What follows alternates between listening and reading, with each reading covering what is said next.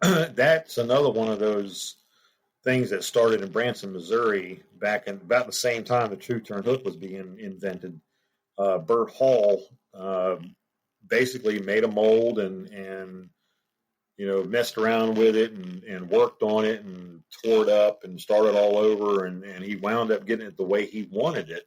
And once he did that, he applied different tails to it and different hook styles and different colors of heads and tails comboed together, and it just blew up from there. And it's been blowing up ever since. And his son, Joe, took it over after Mr. Burt passed away. And basically, he kind of went outside the spectrum of just the original Roadrunner. He kept the original Roadrunner shape. That's actually a configuration trademark that nobody can copy and sell.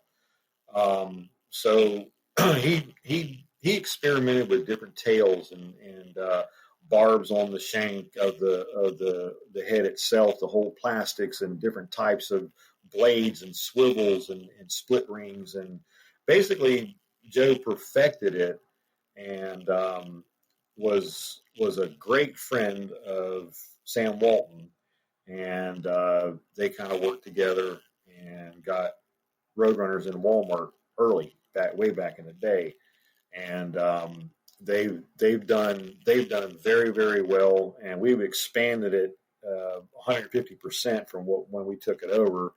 We've gone into walleye and saltwater. We knew that there was potential there, and getting the placement for these types of lures was kind of tough. But when Casey Ashley won on an underspin, and then Randy Howell won the following year, both are on our team. Randy won it on something else, but he was a Daiichi hook guy, and so that kind of helped both sides on the bass side to get Roadrunner back out in the world. And our saltwater version is pretty awesome. We've put a lot of effort into the saltwater side of the Salt Runner, and right out of the gate, when we were in the testing phase of that lure down in the intercoastal down in Florida, it was snook, trout, redfish, one right after the other. Grand slams all day, and it just works so well. It casts like a 3/8, but retrieves like a quarter. And it's actually a quarter ounce, but it's streamlined, so you can cast it far away from you in a boat, especially when you're redfishing. The boat has to be quiet. Any kind of sinker knock against the side of the boat, or you drop a Coke can or trip and make a loud noise, all those redfish are gone, for within 100 yards. So you gotta be able to cast far away from it.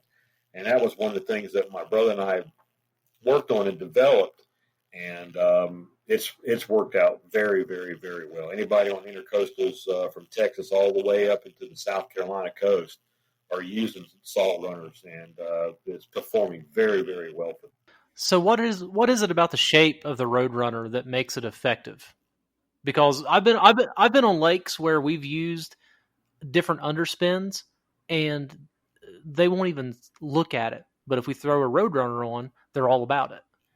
Well, it's the streamlined width of the head that it pushes a different amount of water, and when it goes through any of the tentacles on a body or the tail or the hair on a body, then you couple that with the blade itself. You have 3 impacts that fish feel in the lateral line: and sound, flash, and vibration.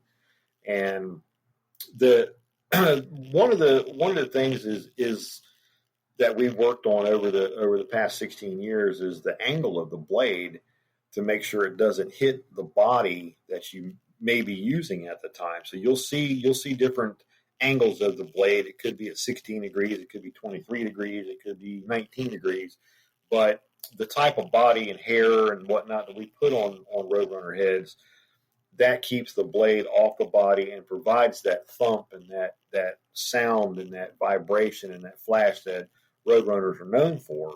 And the head itself is shaped for a reason, and that's to put the blade on the chin of the bait. And that blade is, if you look at it from the bottom up, when it's coming through the water, it looks almost like little pectoral fins of a bait fish moving around.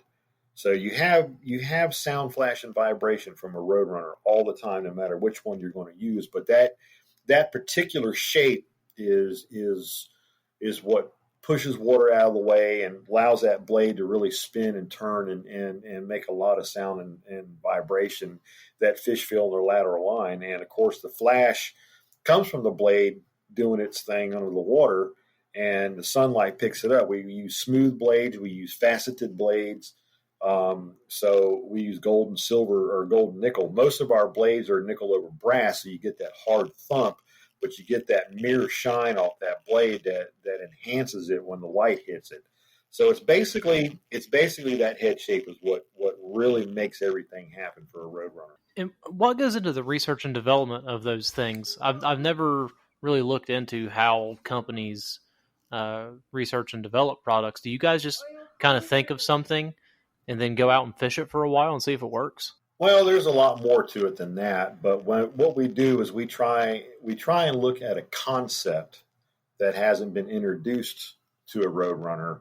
I'm working on 2 of them right now, and the concepts. When you come up with a concept, you have to look at the head itself. You have to keep the configuration trademark in place, but you can change the position of the hook eye, you can change the position of the swivel and blade, you can change the way the eyes look. They can be indented with prism eyes or 3D eyes instead of the traditional bubble eye that's double painted.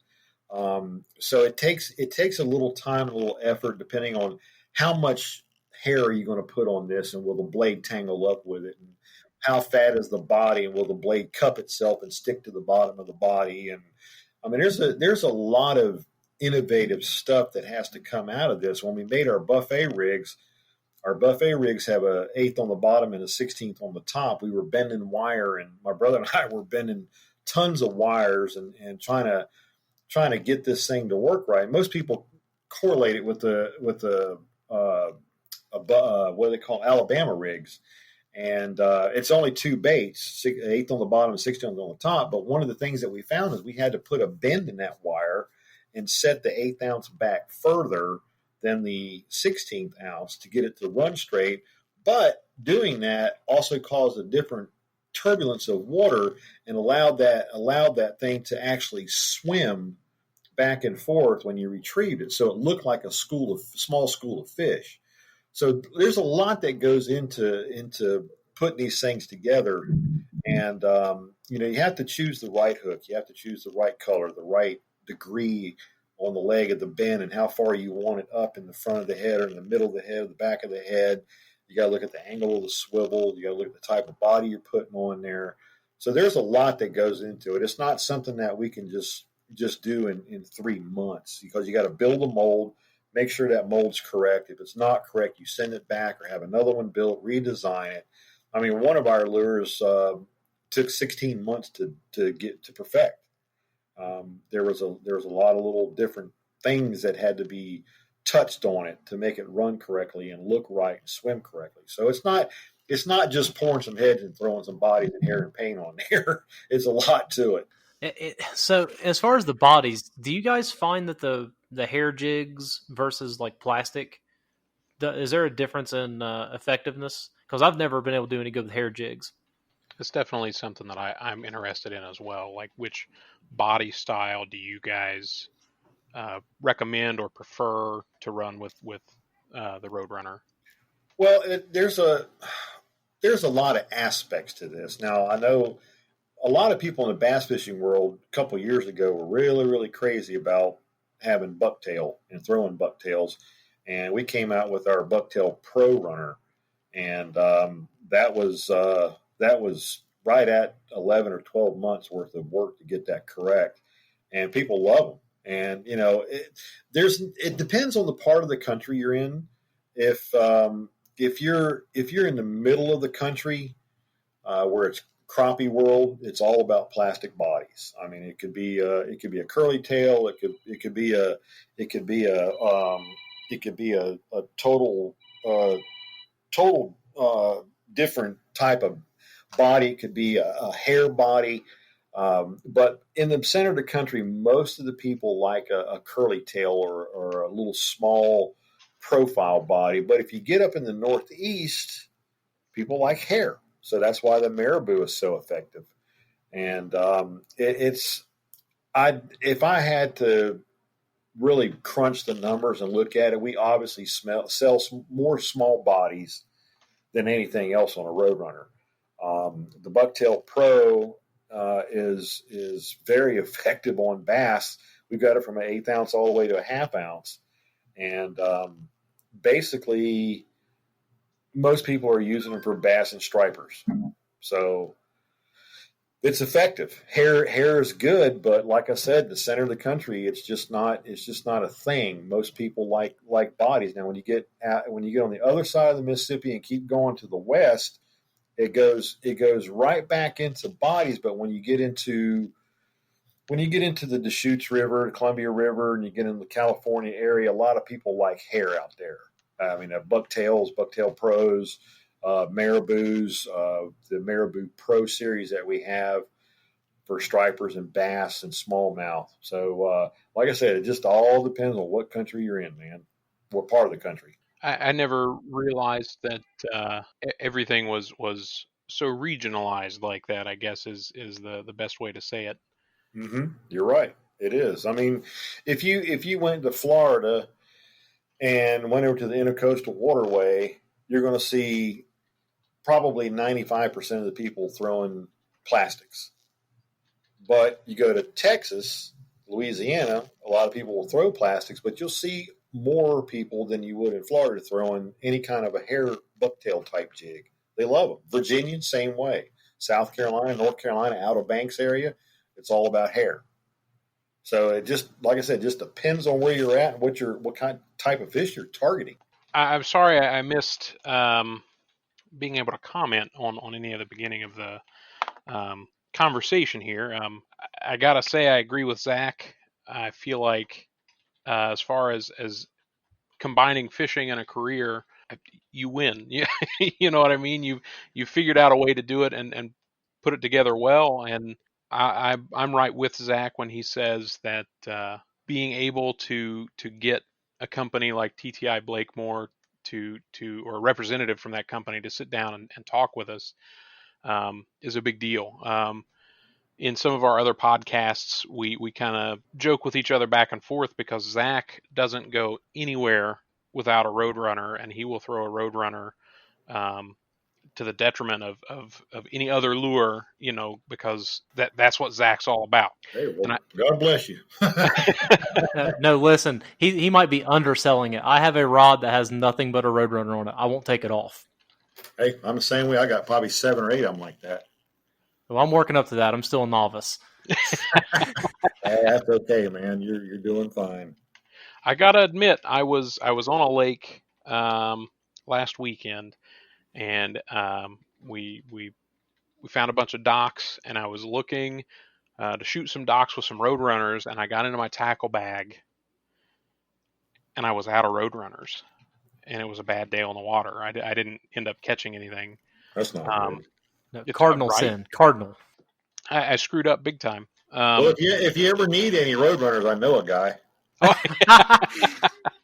Well, that's the thing. So whenever you're having a bad day on the lake, for me anyway, or creek or wherever, without hesitation, I'll put one of those on there, and I will catch something. Sure. Yeah. Matter of fact, we were my brother and I were out years and years and years ago fishing up here on Lake Jordan. We were just getting some content and photos and stuff, and we found a hump in the water, in 12 foot of water, and the hump came up about 3-4 feet. And I was casting past that hump and bringing it over the hump and back down it. And in 4 casts, I got a 2.5 pound crappie, a 4 pound spot, and a 12 pound striper. So that's off the same hump on the same lure. And that's what I preach. Multi-species. Yeah, they catch everything. Catfish. I mean, I even accidentally caught a snake on one. Ooh, no, skip that. I skipped it up underneath some bushes, and because I saw some movement back there, I thought it might have been might have been a bass or something. And I shot it right up in there and felt it